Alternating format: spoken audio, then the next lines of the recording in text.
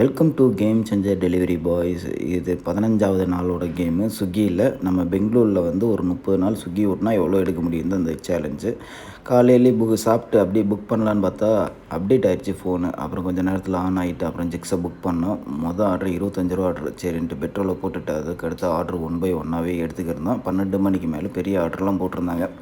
அப்படியே long order முடிச்சுட்டு வர வழியில் ஒரு ஜூஸை குடிச்சிட்டு அப்படியே கொஞ்சம் கேரட் வாங்கியாச்சு.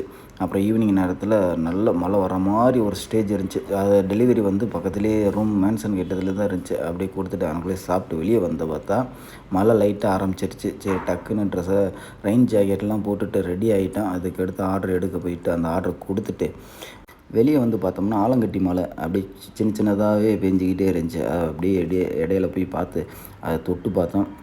இதில் வேறு ரெயின் சார்ஜ் 35 ரூபா எக்ஸ்ட்ரா போட்டிருந்தாங்க.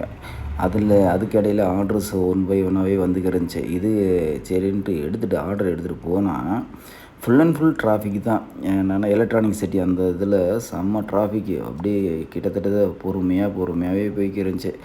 அதுக்கு இடையில் மறுபடியும் இன்னொரு ஆர்டர் வந்துட்டு அது வேறு ஃபோன் எடுக்கவே இல்லை. அப்புறமேலுக்கு அந்த ஆர்டரும் கேன்சல் ஆகிடுச்சு.